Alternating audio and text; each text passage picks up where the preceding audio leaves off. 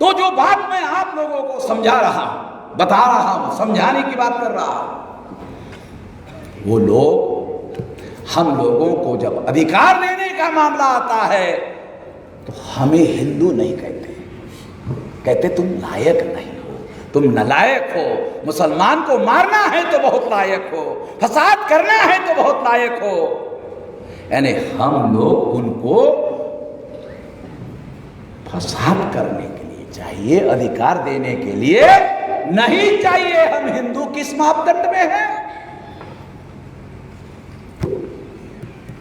किस मापदंड में हम हिंदू हैं? मैं बंगाल के लोगों को पूछता हूं, जो लोग बांग्लादेश से दुखी होकर भारत में आए, वो मुसलमानों को बहुत सारी बातें कहते रहते हैं। मैं उनको कहता हूं, अरे तुम्हारे इस विरोध की वजह से ब्राह्मण तुम्हारा इस्तेमाल करते हैं, यूज एंड थ्रो। अंग्रेजी में कहावत है, यूज एंड थ्रो। यूज करते हैं, थ्रो करते हैं।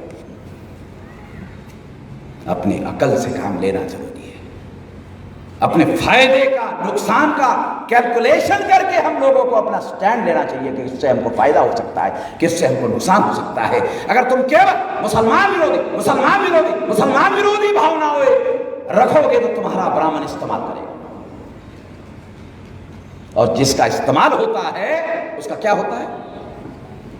उसकी किसी समस्या का समाधान नहीं होता, वो यूज एंड थ्रो करते हैं। बंगाल में जहां जहां भी मुस्लिम विरोधी एससी एसटी ओबीसी में भावना है, वहां बंगाल में ज्यादा मेंबर पार्लियामेंट भाजपा के चुनकर आए। गधे लोग, वो हमारे लोग एससी एसटी ओबीसी। देख लेना, छानबीन कर लेना, ये बोल रहा हूं। भाजपा की ताकत बढ़ेगी, ब्राह्मणों की ताकत बढ़ेगी। ब्राह्मणों की ताकत बढ़ने से हमारे लोगों को अधिकार देगा, आरक्षण लागू करेगा, संविधान लागू करेगा। एक कार्यक्रम चल रहा था दिल्ली में, नरेंद्र मोदी ने संविधान की कॉपी रखा, ऐसे कार्यक्रम में भाषण देने के पहले टीवी पे दिख रहा था, ऐसे संविधान की कॉपी रखा, भाषण देने के पहले यहां आया और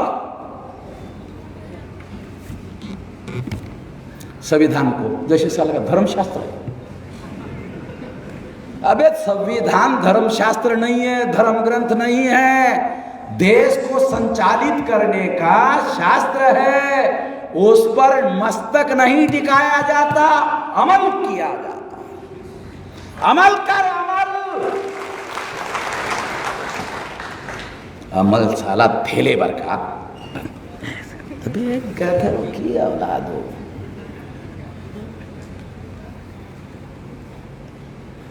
ऐसे प्रधानमंत्री का साले कोई आदर होगा? नुपुर शर्मा ने मोहम्मद साहब के विरोध में बात किया, भाजपा के लोगों ने उसको सस्पेंड कर दिया। सरकार ने क्या किया? कुछ नहीं किया। हमारे लोगों को, बहुत सारे लोगों को समझ में नहीं आता। पार्टी ने सस्पेंड किया, सरकार ने क्या किया? कुछ नहीं किया। सरकार को क्या करना चाहिए था? एफआईआर दाखिल करना चाहिए था, बराबर है? सरकार ने क्या किया? कुछ नहीं किया। पार्टी ने निलंबित किया, अरे तो पार्टी की कार्रवाई हुई, सरकार की कार्रवाई क्या हुई? सरकार को एफआईआर दाखिल करना चाहिए था।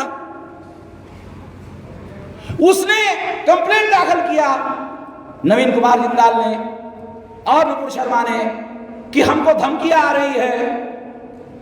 पुलिस ने एफआईआर दाखिल कर लिया। उसको धमकी देने के लिए एफआईआर दाखिल हो गया, मगर नुपुर शर्मा ने, नवीन कुमार जिंदाल ने इतना बड़ा क्रिमिनल ऑफेंस किया जिसकी वजह से कानपुर में फसाद हो गया, कई लोग मारे गए। इसके लिए नुपुर शर्मा जिम्मेदार है। उस पर 302 का आर्टिकल लागू किया जाना चाहिए। ये कॉज नुपुर शर्मा है। फसाद कानपुर में हुआ, कॉज नुपुर शर्मा है।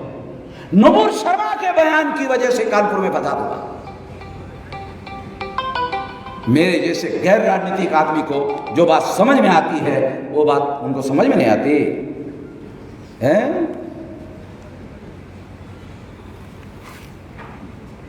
समझना होगा। उनके पास डेरी हराम, केवल मुसलमान का भी। कोई दूसरा कार्यक्रम है? है देश में, बेरोजगारी है, भूखमरी है। कितने भूखमरी से मर रहे हैं जानते हो? 82 करोड़ लोग भूखमरी और भूखमरी के शिकार हैं भारत में, और सारे SC ST OBC के लोग हैं, माइनॉरिटी के लोग हैं। है कोई समस्या का समाधान? शहरों में और गांवों में रोजगार देने का कोई काम नहीं। जो लोग रोजगार मांग रहे हैं, गरीबी खत्म करने की बात कर रहे हैं, उनको कह रहे मुसलमान तुम्हारे दुश्मन। क्या कह रहे? मुसलमान तुम्हारे दुश्मन। मुसलमानों ने वर्ण व्यवस्था बनाई? नहीं। मुसलमानों ने जाति व्यवस्था बनाई? नहीं। मुसलमानों ने अस्पृश्यता बनाई? नहीं। मुसलमानों ने आदिवासियों का सेग्रीगेशन किया? नहीं। मुसलमानों ने शूद्रत्व पिछड़े वर्ग OBC पर थोपा? नहीं। मुसलमानों ने महिलाओं को दास बनाया? नहीं। किसने किया? ब्राह्मण। तो मुसलमान हमारे दुश्मन कैसे बने? इसमें से कोई भी चीज मुसलमानों ने नहीं बनाई, ये सारी चीजें तो ब्राह्मणों ने बनाई। जिस व्यवस्था की वजह से हम गुलाम हैं आज भी, वो व्यवस्था बनाने का काम मुसलमानों ने नहीं किया। जब मुगल भारत में आक्रमण करने के लिए आ रहे थे, तो भारत के ब्राह्मणों ने मुगलों को आमंत्रण दिया, आ जाओ। और मुगल और ब्राह्मणों ने बुद्धिस्ट विहारों को तोड़ा। मुगल और ब्राह्मणों ने मिलकर तोड़ा, और तोड़ने के बाद ब्राह्मण और मुगलों ने क्या किया? आधा मस्जिद बना ले, आधा मंदिर बना लेता। अगर वो पहले से मंदिर था, तो ब्राह्मणों के पुरखों ने मुसलमान मुगलों को आधा हिस्सा क्यों दिया? अभी कुछ समझ में आ रहा? और अगर ब्राह्मणों के पुरखों ने आधा हिस्सा मुगलों को दिया, तुम्हारे पुरखों ने दिया, सारे तुम्हारे पुरखों की पिछवाड़े पे लात मारनी चाहिए। तुम हमको क्यों बोल रहे? गलती तुम्हारे पुरखों ने की, तुम्हारे पुरखों की लात मारो, निकालो साली की हड्डियां जहां रखी हुई है, निकालो उसको, मारो जूते। हैं? तुम्हारे पुरखों ने नालायकी की, हमको क्यों इसमें घुसेड़ रहे हो? मगर वहां मंदिर था ही नहीं, वहां बुद्ध विहार था। अयोध्या में बुद्ध विहार था। अब बोले क्या सबूत है? आर्कियोलॉजिकल एविडेंस है मेरे पास। तमाम भारत के ब्राह्मणों को चुनौती देता हूं, जितने भी भारत के ब्राह्मण हैं उनको चुनौती देता हूं। आर्कियोलॉजिकल एविडेंस को सारे दुनिया के लोग ठोस एविडेंस मानते हैं। मेरे पास आर्कियोलॉजिकल एविडेंस है। अयोध्या की साइट बुद्धिस्ट साइट है। 3000 भिक्षु वहां निवास करते थे। आर्कियोलॉजिकल साइट है। वाराणसी का ज्ञान व्यापी वो बुद्धिस्ट साइट है। मथुरा का वो बुद्धिस्ट साइट है। तीनों का अंग्रेजों के समय में पुरातत्विक रिसर्च हुआ, खोज हुआ, खोदा गया। सारे एविडेंसेस पुरातत्विक है। पुरातत्व के बारे में हमारे कितने लोगों को समझदारी? पुरातत्व का एविडेंस का मतलब है फाइनल एविडेंस। ये सारे एविडेंस मेरे पास में है। कोई है भारत में ब्राह्मण जो मैं कह रहा हूं उसे गलत साबित कर दे? चुनौती देता हूं, तमाम भारत के ब्राह्मणों को चुनौती देता हूं, जो कह रहा हूं गलत साबित कर दे। मैं सारे सबूत देता हूं। मैं तो बगैर सबूतों के कोई बात ही नहीं करता। आज केंद्र में तुम्हारी सत्ता है, तो गलत को तुम सही कह रहे हो। माइथोलॉजिकल पुराणों की कहानियां को तुम इतिहास बता रहे हो। कितने लोगों को पुराण और इतिहास का फर्क समझ में आता है? हमारे लोगों को है?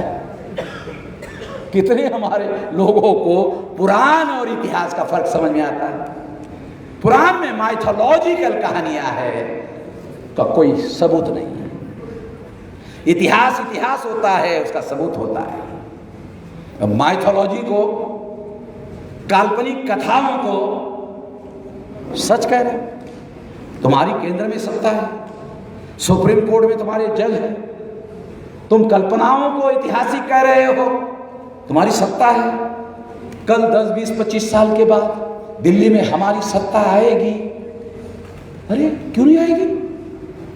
1885 को कांग्रेस ने आज़ादी का आंदोलन शुरू किया, 15 अगस्त 47 को आज़ादी मिली, 63 साल में आज़ादी मिली, हमको भी मिलेगी। जब हमारी भी दिल्ली में सत्ता आएगी तो तुम्हारे राम मंदिर का क्या होगा? फिर मैं खोदने का आदेश दूंगा।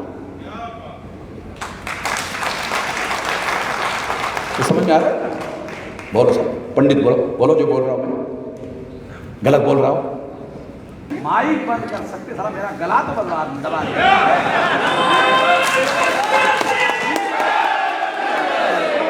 गले के आधार पर आपको अपनी आवाज बताता हूं और बता रहा हूं कि कल अगर दिल्ली में हमारी सत्ता आ गई, संख्या हमारी है तो ये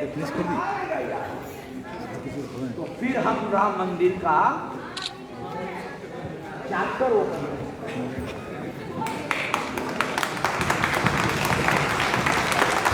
लोगों ने कैसे, अरे तुम्हारी सत्ता है, तुम ओपन कर रहे हो तो हमारी आएगी तो हम भी ओपन करेंगे। कोई नई बात तो कह नहीं रहा हो। और तुम्हारे पास एविडेंस नहीं है, मेरे पास आर्कियोलॉजिकल एविडेंस है, और आर्कियोलॉजिकल एविडेंस के आधार पर सरकार के पास फैसला करने का अधिकार है। अब किसी सुप्रीम कोर्ट को आर्कियोलॉजिकल एविडेंस के विरोध में जाकर फैसला करने का अधिकार नहीं।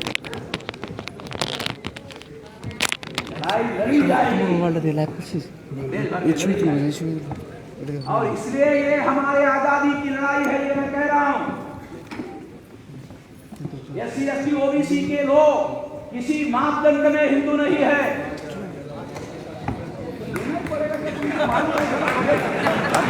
के ही आवाज पहुंच जा रहा है तो फिर बेहतर है कि नहीं दे दिया। इन लोगों का जवाब मेरे पास ही है, साला भारत में किसी के पास है नहीं है। इनकी समस्या का जवाब केवल मेरे पास है। मैंने कई बार प्रयोग किया, जब वो बिजली गायब करते तो मैं सामने आकर बोलता हूं तो आधे मिनट में बिजली आ जाती है, क्योंकि उनको मैसेज जाता है, वैसे आवाज तो जा ही रहा है तो फिर बिजली बंद करने का जरा क्या मतलब है, बिजली आ जाती है।